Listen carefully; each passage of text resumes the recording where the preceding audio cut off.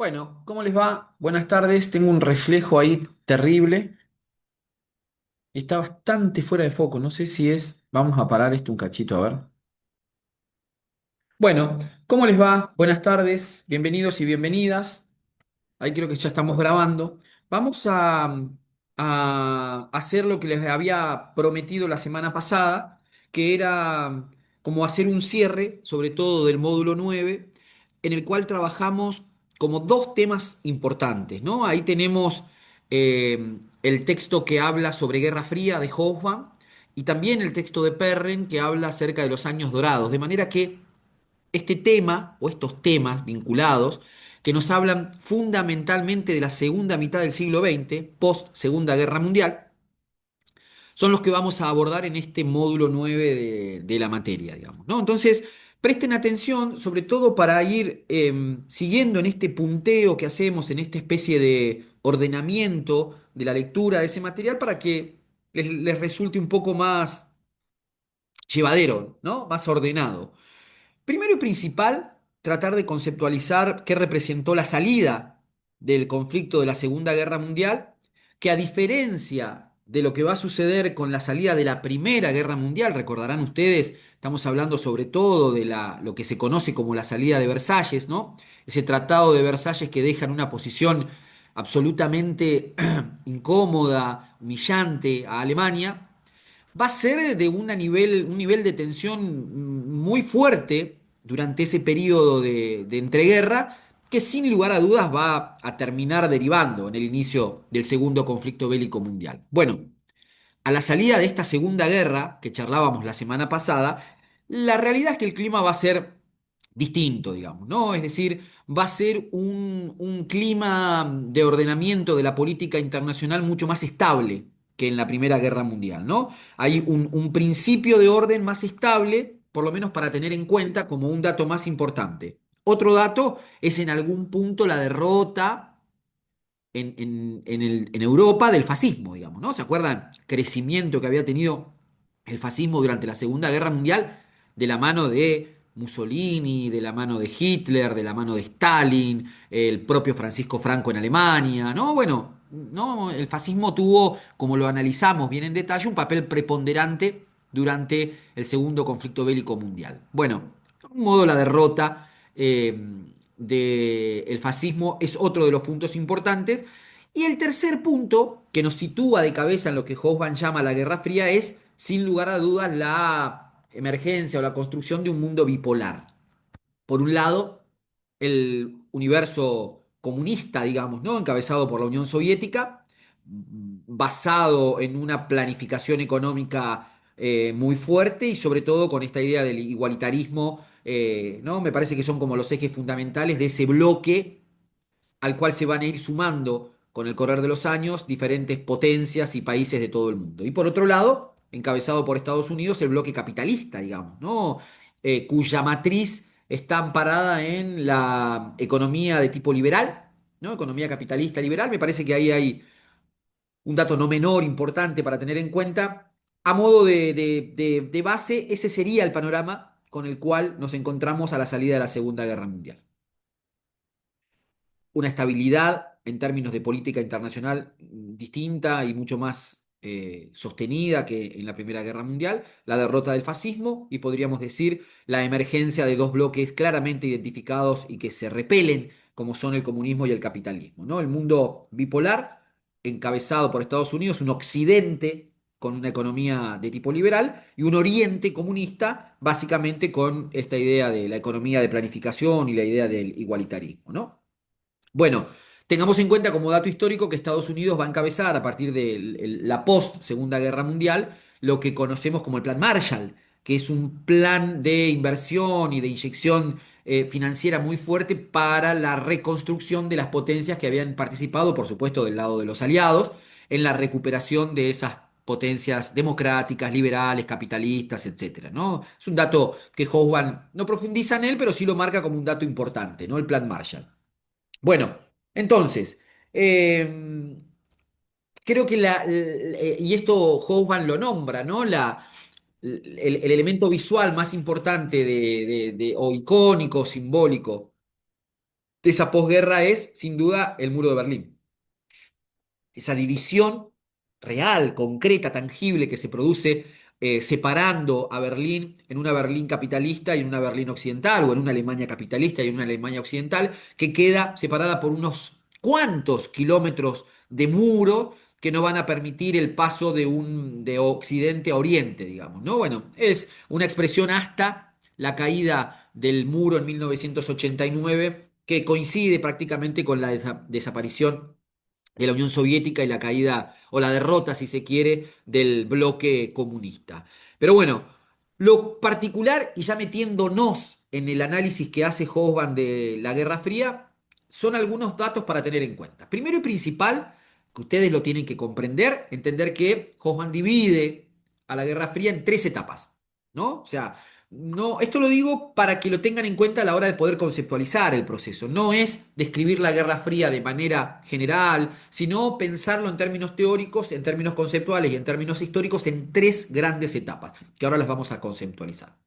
Y por encima de todo eso, esta idea que un poco le da nombre al proceso histórico que es Guerra Fría, que es entender o pensar que nunca se dio un enfrentamiento bélico directo entre Estados Unidos y la Unión Soviética, sino que la denominación de Guerra Fría hace alusión a las participaciones, sobre todo en los conflictos bélicos que se dieron en diferentes partes del mundo, apoyando a uno u otro bando en materia de comunismo y capitalismo, digamos, ¿no? Van a sucederse una serie de guerras, como la guerra de Corea, la guerra de Vietnam, la guerra del mundo árabe, ¿no? Egipto, Siria contra Israel. Bueno, se van a suceder un montón de conflictos en los cuales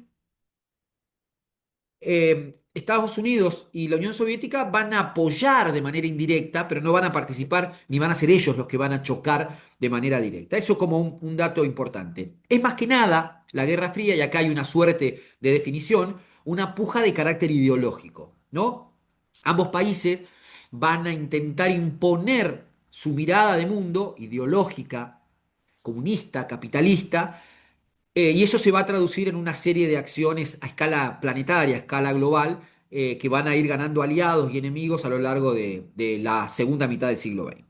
Entonces, decíamos que la Guerra Fría tuvo tres etapas. La primera, apunten, se extiende desde el año 1947, como verán, es ahí al poquito tiempo de la salida de la Segunda Guerra Mundial, y se va a extender hasta 1953, más o menos 54. Esta etapa lleva el nombre de etapa confrontativa, ¿no? Es una etapa donde verdaderamente están como muy al borde de un choque bélico que finalmente no se va a preceder.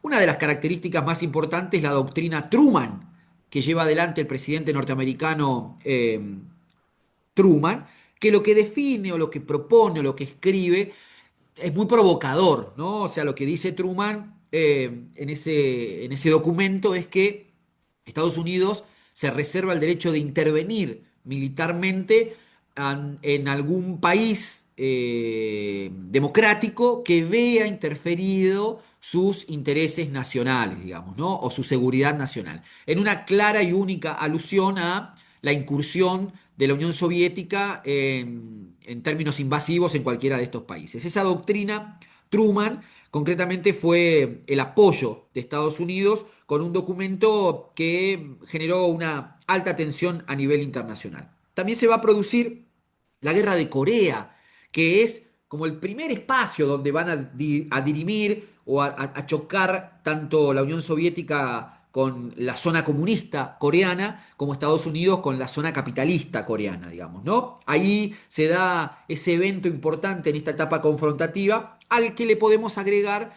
la incorporación de China al bloque comunista a partir de 1949. Pero me parece que esos detalles importantes son los que de alguna manera caracterizan esa primera etapa a la cual Hobsbawm denomina la primera etapa confrontativa. Porque pensándolo de manera global, estas tres etapas podrían clasificarse como una primera confrontativa, una segunda un poco más de distensión, de hecho Hobsbawm le llama así, y una tercera nueva confrontación, ¿no? Porque se vuelven a poner los pelos de punta. Decía entonces, luego de esta primera etapa aparece lo que se conoce como la etapa de distensión, que en realidad cuando lo vamos a ver al interior vamos a notar que no es tan distendida esa etapa, pero bueno, se puede aludir a ese nombre en función de que los presidentes y primeros ministros que estaban al frente de estos países tuvieron, si se quiere, alguna intención un poco más dialoguista entre el bloque comunista y el bloque capitalista, aunque hubo de por medio algunos conflictos bastante importantes, digamos, ¿no? Por ejemplo, algunos datos para tener en cuenta. Bueno, en este periodo que se extiende entre el 55 y el 73, se van a dar algunos datos importantes. Por ejemplo, bueno, ni hablar sobre el final de esta etapa, tenemos la crisis de los misiles en Estados Unidos, ya por cerca del año 62, promediando esta etapa, donde Estados Unidos, que quería recuperar la isla que había perdido en 1959 a manos de Fidel Castro y sus compañeros, van a tener algunas series de amenazas de invasión a la isla y estando Cuba a partir del 59 en una relación directa en el bloque comunista con la Unión Soviética, van a instalar la Unión Soviética unos misiles apuntando a Estados Unidos, provocando una serie de tensiones en términos internacionales que se conoce con el nombre de la crisis de los misiles. Pero sin lugar a dudas, yo creo que se produce también la guerra de Yom Kippur, que es una guerra importante, teniendo en cuenta que va a llevarse adelante el conflicto, digamos, final de esta etapa, pero con unas consecuencias realmente sociales, políticas y económicas devastadoras, sobre todo para Estados Unidos, porque es una guerra que se lleva adelante en los países árabes, fundamentalmente Egipto y Siria, frente a Israel.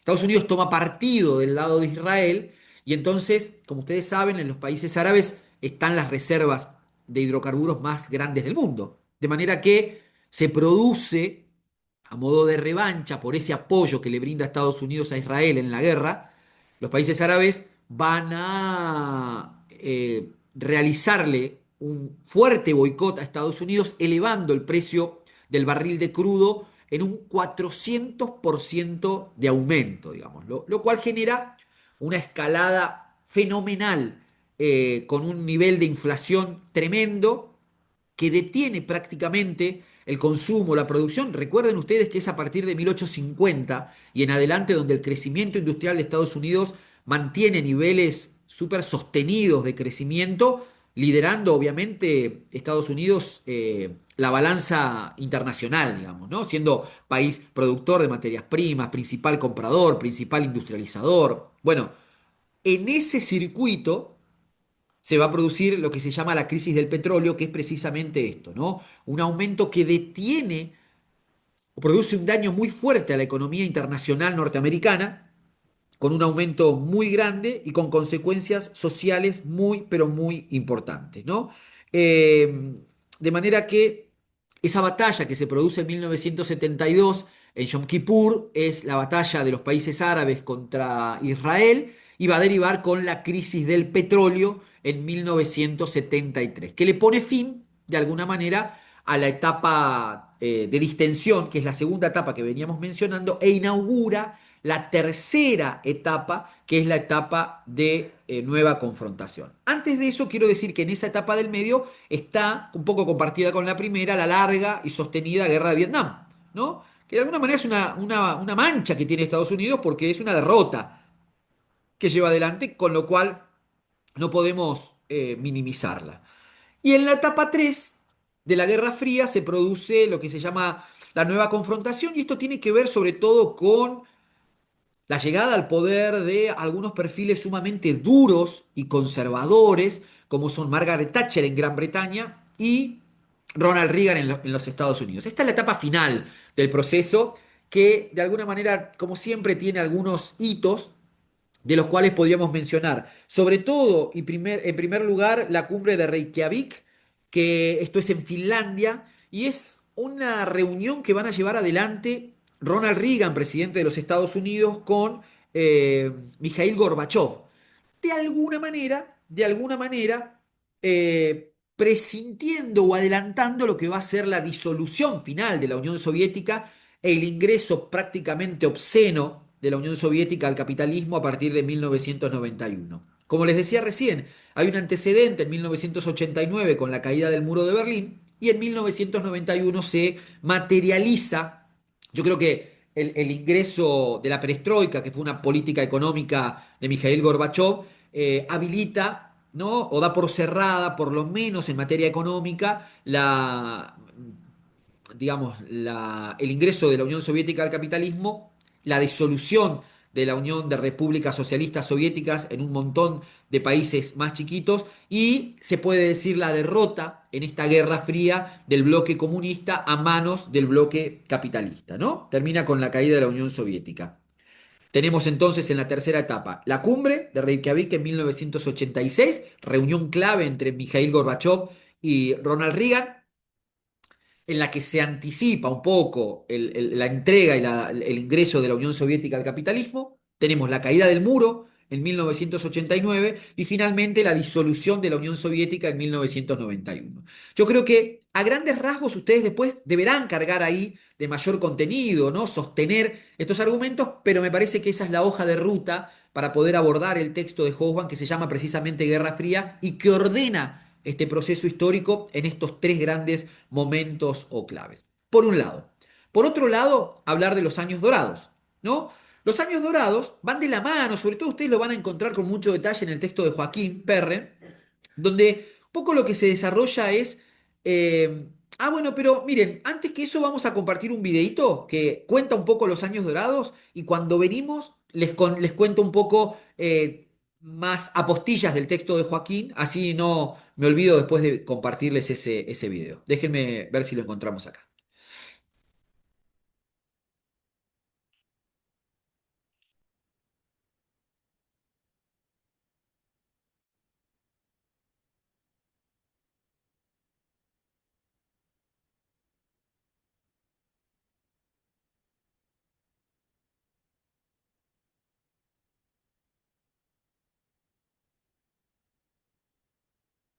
La edad dorada del capitalismo es un periodo que se comprende entre el final de la Segunda Guerra Mundial y la llegada de la primera crisis del petróleo. Crisis de la que hablaré próximamente, ya que es un tema súper interesante del que debemos tratar. Si os interesa, no os olvidéis de suscribiros y activar la campanita para no perderos este próximo vídeo. Respecto a la edad dorada del capitalismo, normalmente hay un debate en el que se suele situar que comienza en 1945, pero normalmente se pone en 1950 por motivos que os comentaré más adelante. Para entender las políticas económicas aplicadas durante la posguerra, debemos poner un ojo como siempre hacia atrás en la historia, en este caso al periodo de entreguerras. La finalización de los felices años 20 con el crack del 29 dejó patente en la sociedad que la economía no se autorregulaba sola como afirmaban los clásicos y necesitaba cierta intervención del Estado para regular las ineficiencias del mercado. Ante esta situación toma un papel fundamental el conocidísimo economista John Maynard Keynes, o para los amigos Keynes, que sería el precursor de la escuela keynesiana, una de las escuelas con mayor influencia en el mundo económico. Siguiendo con esta línea, tras el crack del 29 se comenzó a aplicar políticas gubernamentales keynesianas para la recuperación, ya que no se veía un avance con la autorregulación que promulgaban los clásicos. En concreto, en Estados Unidos se aplicó el New Deal, con el que a través de las inversiones públicas y infraestructuras se pretendía incentivar la demanda y así volver a echar a andar la economía. Este programa se desarrolló entre 1933 y 1938 con el objetivo de sostener a las capas más pobres de la población, reformar los mercados financieros y redinamizar la economía estadounidense. Comúnmente se distinguen dos New Deals. Un primero, marcado particularmente por los 100 años de Roosevelt en 1933, que se apuntaba a una mejoría de la situación a corto plazo. Se pueden encontrar leyes de la reforma de los bancos, programas de asistencia urgente, programas de ayudas para el trabajo o incluso programas agrícolas. El gobierno realizó así inversiones importantes y permitió el acceso a recursos financieros a través de diversas agencias gubernamentales. Los resultados económicos fueron moderados, pero la situación mejoró. El segundo New Deal se extendió entre 1935 y 1938, poniendo por delante una nueva distribución de los recursos y del poder en una escala más amplia con leyes sindicales de protección, la Ley de Seguridad Social. El segundo New Deal fue mucho más caro que el primero y aumentó enormemente el déficit público. Dicho esto, hay que aclarar que realmente, a pesar de que sí aconsejó el presidente Roosevelt para la aplicación del New Deal, la obra magna de Keynes fue publicada 3 años después del inicio de primer New Deal.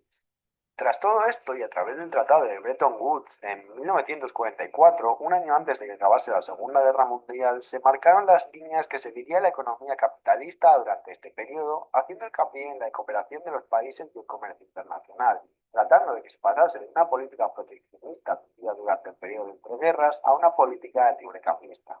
Este acuerdo fue guiado por la línea keynesiana. Ahora bien, pasando este año y tras haber acabado la mayor guerra de toda la humanidad que se había saldado con la friolera de más de 60 millones de muertos, nos encontramos con una Europa destruida completo, tanto moralmente como en términos físicos y económicos. Es por ello que, aprendiendo las lecciones de la Primera Guerra Mundial y a pesar de lo que quería la URSS, no se impuso ningún cargo de Estado a los países perdedores como sanción para compensar los costes de la guerra. En este momento Europa estaba completamente destruida y Estados Unidos, que se había beneficiado enormemente de las exportaciones de productos y que la guerra no se había librado en su suelo, por tanto no tenía que invertir en la reconstrucción del país, pero se dio cuenta que necesitaba socios comerciales. Y estos socios, que serían principalmente Europa y Japón, se encontraban completamente devastados en términos económicos y en términos políticos, ya que tenían miedo del avance de la ideología justamente a la puesta en la de su país, el comunismo. Decidieron aplicar un plan de ayudas económicas para la reconstrucción de Europa, el famoso Plan Marshall de 1948. Con la llegada de este plan se dividió definitivamente Europa, entre Europa occidental, la Europa capitalista, bajo la órbita de los Estados Unidos, y la Europa del Este, la comunista, bajo la órbita de la URSS. Aquí daría comienzo a lo que se llama la edad dorada del capitalismo, unas altísimas tasas de crecimiento económico y el enfrentamiento entre los dos grandes bloques que haría que el mundo se dividiese entre estas ideologías. Y por esto se puede decir que, como os he mencionado anteriormente, la edad dorada del capitalismo comienza en 1950, ya que es cuando comienza a verse los efectos del Plan Marshall en la economía occidental y japonesa. Una vez fijados todos estos antecedentes históricos, vamos a analizar la edad dorada del capitalismo. Para empezar, os quiero mostrar estas impresionantes tasas de crecimiento vividas durante esta época, que son simplemente impresionantes. Obviamente el crecimiento es mucho más rápido en los países destruidos por la guerra porque tienen mucho más que hacer, comparados con la economía estadounidense, que es la que menos crece durante la edad del capitalismo. Aún así, es importante mencionar que esto es en términos interanuales, es decir, por ejemplo, Alemania en término medio estaba creciendo casi un 6% cada año respecto al año anterior, y ya no hablemos de Japón, que crecía a tasas de hasta un 9,3%. Si os interesa este boom, conocido como el milagro económico japonés, os recomiendo que veáis este vídeo del canal, ya que es sumamente interesante y explica todo en profundidad en el caso de Japón. Por supuesto, aquí también tenéis que la economía en términos per cápita, como podemos observar, sufre también un desarrollo impresionante. Por último, os quiero mostrar también unos datos que también considero de vital importancia, y es que la distribución de los sectores en la economía, en la que encontramos que el peso de la población empleada se traslada desde el inicio de la época de los 50 hasta el final, ya poniendo los 80 como referencia, como el sector más importante es el terciario. Y como os comento siempre, una economía se puede saber cuánto desarrollada es en función de la distribución de los sectores, siendo la fase en que la economía está más desarrollada cuanto más peso tenga el sector terciario. Durante esta época, las políticas aplicadas estaban más orientadas hacia el pleno empleo en vez de hacia los beneficios empresariales, en los que el principal objetivo era garantizar una estabilidad social para los trabajadores. En este escenario toma el papel fundamental la economía mixta, una política que cree capaz de mezclar los intereses del sector privado con los del Estado y los sindicatos. Se adoptaron medidas de reforma como la nacionalización de las industrias básicas, la creación de organismos planificadores y la participación obrera en las ganancias y en la dirección de las empresas. Los rasgos principales de esta nueva realidad fueron los derivados de la convergencia entre el mundo capitalista y el comunismo: producción en gran escala, planificación en sustitución del mercado, regulación de la demanda por parte del Estado a través del control del precio y los salarios, y el papel preponderante de este en la provisión de fuerza de trabajo educada y entrenada. Asimismo, es importante que se mencione que se aplicaban políticas de redistribución de la renta, que sería el inicio de lo que hoy en día es conocido como la economía del bienestar. El crecimiento experimentado por la economía occidental se vincula con una modificación de los factores de producción de trabajo y capital. Los avances tecnológicos, la implementación de economías de escala y las mejoras de organización empresarial aumentaron la productividad. El aumento de la oferta de trabajo se debió al crecimiento natural de la población y a los cambios en la tasa de la población activa, fruto de la incorporación masiva del trabajo femenino, por los movimientos internacionales de la población y por la atracción de trabajadores procedentes del sector agrícola. También es muy importante la consolidación de la sociedad de consumo, basada en los empoderamientos de la clase media. Aumentaba el factor demanda. De esta manera los salarios se elevaron y a su vez la expansión de la demanda repercutió sobre la actitud de los empresarios que multiplicaron sus inversiones. Estas se orientaron a la producción de bienes de consumo, a la construcción y a actividades recreativas. El Estado también cumplió un papel destacado al invertir en infraestructura y ayudar a las empresas mediante subsidios y créditos en condiciones favorables. La dinámica de la sociedad de consumo condujo a la conformación de una estructura empresarial dual. Por una parte, una profundización de la concentración oligopólica de empresas que respondían a la demanda general por el consumo masivo en crecimiento. Por otro, el desarrollo de empresas pequeñas orientadas hacia los servicios y hacia bienes que satisfacían los gustos pautados por la moda. De esto no debemos de olvidarnos que la cooperación e integración que vivió la economía occidental, que desde Bretton Woods se aplicaron continuamente rebajas entre los aranceles, se crearon distintos organismos como el GATT, Acuerdo General sobre los Aranceles Aduaneros y Comercio. También nació el Mercado Común Europeo, el Tratado de Libre Comercio entre Países Bajos, Bélgica y Luxemburgo, llamado Benelux, la Comisión Europea del Carbón y el Acero, o CECA, liderado por el eje franco-alemán, que todo esto acabaría desembocando a largo plazo en la creación de la Unión Europea. También se crearon organismos como el Fondo Monetario Internacional y se puso que el dólar era la divisa internacional, respaldada bajo el patrón oro. Pero como todo lo bonito en algún momento tiene que acabar, y esto sería en 1973 con la primera crisis del petróleo, en el que la OPEP aplicó su poder de mercado para subir los precios del barril de petróleo por las nubes, junto con la incapacidad de Estados Unidos de mantener el patrón oro que estaba ahogando a su economía, la alta tasa de inflación que llevó a la caída del sistema de Bretton Woods, que finalizó con la denominada Edad Dorada del capitalismo. Sin duda esta época está llena de controversias por parte de muchos, pero lo cierto es que fue un periodo económico en el que se puede aprender mucho y dejó cosas tremendamente positivas para la sociedad, avances sociales y demás, como el pleno empleo, pero como todo también tiene muchas cosas malas. Aún así, creo que merece ser escuchado para aprender y traer las cosas positivas a día de hoy. Y bueno, hasta aquí el vídeo de... Bueno, en líneas generales, ¿no? Ahí más o menos pudimos como acercarnos a lo que decía, a lo que dice Joaquín y lo que desarrollan los autores sobre el tema de los años dorados. ¿Qué tener en cuenta para la lectura del texto? ¿Estamos grabando todavía? Sí. Algunas consideraciones importantes. Respecto de, dice Joaquín, pero también lo dice Hoffman, ¿no? En el plano más social, político, económico, ¿no?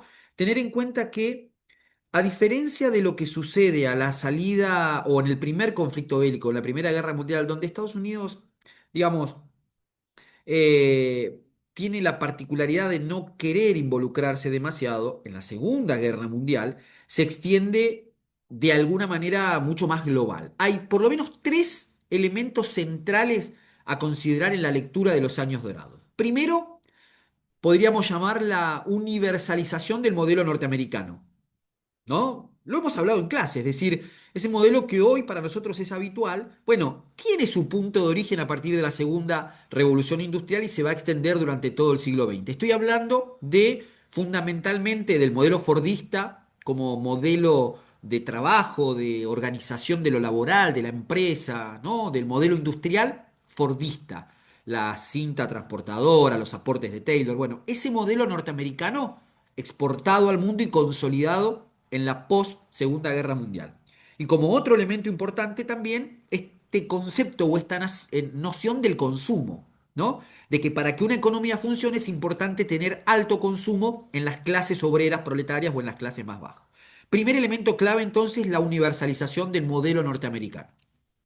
Segundo, sobre todo dice Hobsbawm, una revolución tecnológica, ¿no? Es decir, se va a producir a partir de los años 50, de 1950, un avance muy importante, algo así como una tercera revolución tecnológica muy importante, que va a tener que ver o va a estar ligada a procesos un poco más finos, es decir, aparece la noción de lo portátil como una extensión de las capacidades humanas, ¿no? Entonces, toda aquella tecnología vinculado con electrodomésticos portátiles van a hacer su aparición tecnológica a partir de la segunda mitad del siglo XX. Y como tercer elemento, probablemente el más importante, lo que veíamos recién en el video, la idea de la economía mixta. Este sí es un concepto clave, ¿no? Entendida la economía mixta como el intermedio entre un Estado planificador en lo económico y el aporte de los otros agentes económicos, especialmente el privado, digamos, ¿no? Hasta esa mitad del siglo XX parecían disociados de manera absoluta, es decir, teníamos casos de planificación extrema, centralizada, económica, como es el caso de la Unión Soviética, y teníamos experiencias de liberalismo extremo, salvaje, como era el caso de Estados Unidos, con, sobre todo hasta antes de la crisis del 30, con un Estado superfluo, digamos, ¿no? La denominación de una economía mixta habla de la búsqueda de lo que se llama una especie de círculo virtuoso con sueldos muy altos, es decir, un empresariado que paga sueldos altos a obreros, estimulando de esta manera el consumo de los obreros. Pero a su vez, un obrero con un alto poder adquisitivo puede pagar impuestos, que es el principal ingreso que tiene un Estado. Y a su vez ese Estado, con esa recaudación retributiva de los impuestos, puede hacer obras que devienen en ese círculo virtuoso, digamos, ¿no? Son los años de lo que se llama algo así como el estado de bienestar, ¿no? Post 1930, 1940, sobre todo el gobierno de Roosevelt, nosotros lo vimos con el texto de Elena Sirica, coincide con el estado de bienestar, el estado de providencia, el estado benefactor, y eso es lo que se llama la economía mixta, ¿no? Un estado debe ocuparse, dice Hobsbawm, de una parte de la economía en diálogo con los otros elementos centrales. Entre 1950 y 1970 se da un crecimiento de todas las potencias, ¿no? Aumenta ostensiblemente la producción industrial hasta la crisis del petróleo en 1973, que era esto que hablábamos de esta especie de boicot que hacen los países árabes con el aumento de un 400% del precio del crudo del barril que deviene en toda esa crisis fenomenal de la cual estábamos hablando. Bueno, hasta ahí entonces. Tres características centrales de los años dorados: economía mixta, revolución tecnológica si se quiere, y en la primera que decíamos que era la universalización del modelo norteamericano. Eso es la hoja de ruta, ¿no? Los mojones que ponemos para la lectura de los años dorados. Y Hobsbawm ya lo explicamos, que son las tres etapas de la Guerra Fría, el escenario post Segunda Guerra Mundial, que lo enumeramos, y me parece que ahí está un poco las claves de esto. Esas son las lecturas del módulo 9, ¿no? Y con esto cerramos ese módulo 9 de cara al parcial del próximo miércoles. Nos vemos en clases el próximo miércoles. Voy a dejar de grabar.